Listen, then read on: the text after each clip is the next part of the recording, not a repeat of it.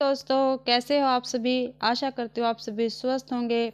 तो मैं आप सभी का अपनी चैनल हिंदी क्लासेस में स्वागत करती हूँ। तो आज हम पढ़ने जा रहे हैं इतिहास दर्शन का काल विभाजन।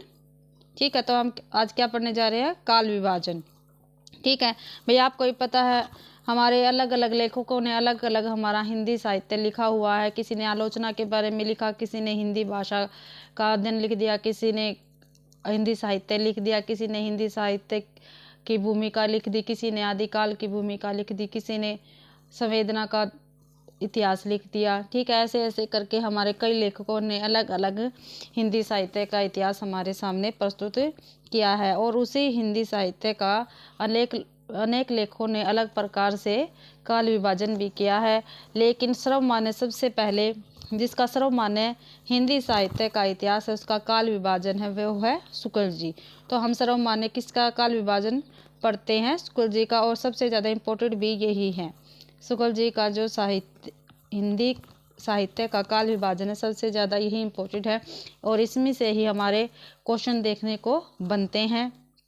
ठीक है, तो शुक्ल जी ने भी 4 पार्ट में काल विभाजन किया है हिंदी साहित्य का। एक किया है आदिकाल, ठीक है, आदिकाल, पूर्व मध्यकाल, उत्तर मध्यकाल और आधुनिक काल। तो जो आदिकाल है, आदिकाल को शुक्ल जी ने वीर गाथा काल कहा है। ठीक है, और आदिकाल किसने कहा है? हजारी प्रसाद द्विवेदी ने। तो शुक्ल जी ने वीर गाथा काल की समय सीमा क्या मानी है? संवत। जो आचार्य शुक्ल ने माना भाई, वो संवत माना है। ठीक है, ईस्वी नहीं माना, संवत माना है।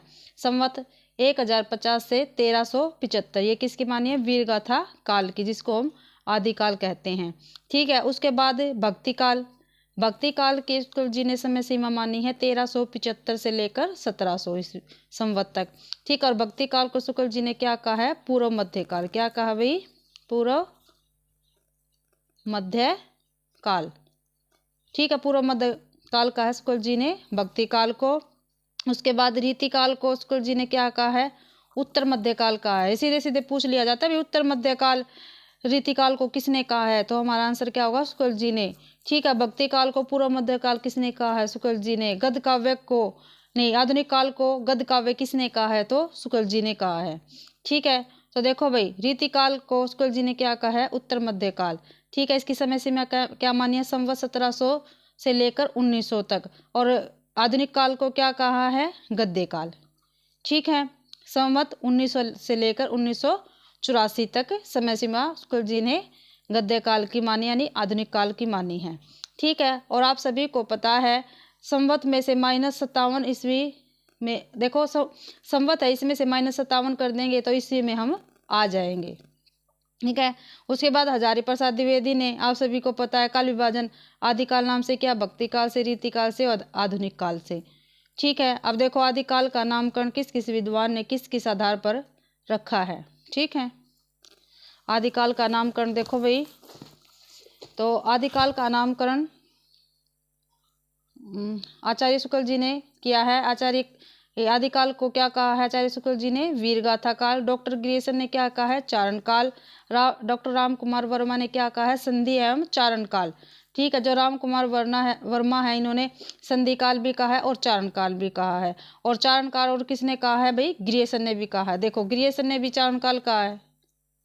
ठीक है, ग्रियर्सन ने भी। और चारण काल राम कुमार वर्मा ने भी कहा। तो अगर आपसे पेपरों में क्वेश्चन पूछ लिया जाता है अभी आदिकाल को चारण काल किसने कहा है, और अगर दोनों ऑप्शन में है तो आप दोनों को ठीक करके आओगे। ठीक है, नहीं तो अक्सर क्या होता है, बस एक ही ऑप्शन में देते हैं, या तो राम कुमार वर्मा देंगे या ग्रियर्सन जी देंगे। ठीक है, और संधि एवं चारण काल दिया गया तो सीधा सीधा आपको क्या लगाना है? राम कुमार वर्मा लगाना है। अगला है, और अब देखो आधार काल। आधार काल भी आदिकाल को 2 लोगों ने कहा है। मोहन अवस्थी ने भी आधार काल कहा है और सुमन राजे ने भी आधार काल कहा है। ठीक है, आगे देखो भाई, ये तो बहुत इम्पोर्टेंट है, और वैसे तो सभी है। ठीक है, जितने भी आदिकाल का नामकरण है, हर एक बार इसका एक क्वेश्चन पेपर में जरूर से जरूर मिलता है।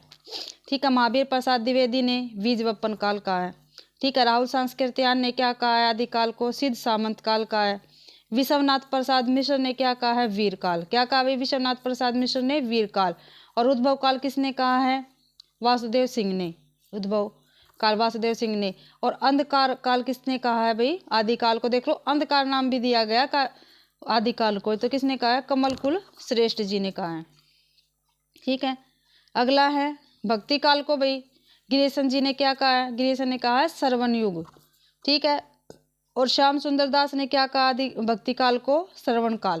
देखो भाई बच्चे काफ़ी बार कंफ्यूज होते हैं, आप भैया आप क्या, हम भी हो जाते हैं कई बार कंफ्यूज, लेकिन जब से मैंने अपने नोट्स पढ़े हैं, तैयारी की है, उसके बाद तो हम कंफ्यूज नहीं होते। तो आप भी लगातार अभ्यास करते रहिए, अभ्यास से ही हमारी प्रैक्टिस मजबूत होगी। ठीक है, और हम अपना हर एक पेपर क्लियर कर पाएंगे। देखो भाई गिरीशन ने क्या कहा? भक्ति काल को क्या कहा गिरीशन ने? तो श्रवण युग कहा है। और श्याम सुंदर दास ने क्या कहा है? श्रवण काल। ठीक है, आगे है हमारा रीति काल। ठीक है, रीति काल, रीति को परंपरा कहते हैं। जो रीति है उसको क्या कहते हैं? हम परंपरा भी कहते हैं। तो रीति काल को श्रृंगार काल किसने कहा है? विश्वनाथ प्रसाद मिश्र ने। ठीक है, तो विश्वनाथ प्रसाद मिश्र ने रीति काल को श्रृंगार काल कहा है। ठीक है, और कला काल किसने कहा है? रमाशंकर शुक्ल रसाल ने कला काल कहा है। ठीक है, और मिश्र बंधु ने क्या कहा है? रीति काल को अलंकृत काल कहा है। ठीक है, देखो भाई विश्वनाथ प्रसाद मिश्र ने श्रृंगार काल, रमाशंकर शुक्ल रसाल ने क्या कहा? कला काल, मिश्र बंधु ने अलंकृत काल। ठीक है, और रीति काल के बाद आ जाते हैं हमारे पद्य, आधुनिक काल में आ जाते हैं हम। ठीक है, आधुनिक काल में देखो भाई, आधुनिक काल में गद्य और पहले पद्य का विकास हुआ और गद्य का विकास हुआ। तो गद्य में पहले हमें पद्य पढ़ना है, पद्य में हमें क्या क्या पढ़ना है? भारतेंदु युग। ठीक, आप सभी को पता होगा भारतेंदु युग की समय सीमा 1850 से 1900 ईस्वी तक, द्विवेदी युग की 1900 ईस्वी से 1918, छायावाद की 1918 से 1936। ये सीधे सीधे आ जाते हैं क्वेश्चनों में, पूछ लिया जाता है अभी भारतेंदु युग की समय सीमा क्या है। ठीक है, समय सीमा क्या है? तो 1850 से 1900 ईस्वी तक। ठीक है, तो ये याद रखना आपने सीधे सीधे। भारतेंदु युग 1850 से 1900 ईस्वी, द्विवेदी युग 1900 ईस्वी से 1918, छायावाद 1918 से 1936, प्रगतिवाद 1936 से 1943, प्रयोगवाद 1943 से 51 मान लेते विद्वान, कई विद्वान, और कई विद्वान 1954 भी मान लेते हैं। नई कविता 1951 या 1954 ईस्वी मानी गई है, और साठोत्तरी 1960। उसके बाद हमें पढ़ना है गद्य। ठीक है, गद्य में हमें उपन्यास, कहानी, नाटक, निबंध और आलोचना। ठीक है, ये हमारा क्या है? हिंदी साहित्य का इतिहास है। ठीक है, मैंने हिंदी साहित्य इतिहास के आपको इतिहास दर्शन मैंने आपको करवा दिया है। ठीक है, तो आशा करती हूँ ठीक है आप सभी को मेरी क्लास पसंद आई होगी। अगर आपको मेरी क्लास पसंद आती है तो प्लीज़ मेरे चैनल को सब्सक्राइब कीजिए। ठीक है, क्लास को लाइक कीजिए, कमेंट करिए और ज़्यादा से ज़्यादा शेयर कीजिए। मेरी क्लास देखने के लिए आप सभी का धन्यवाद।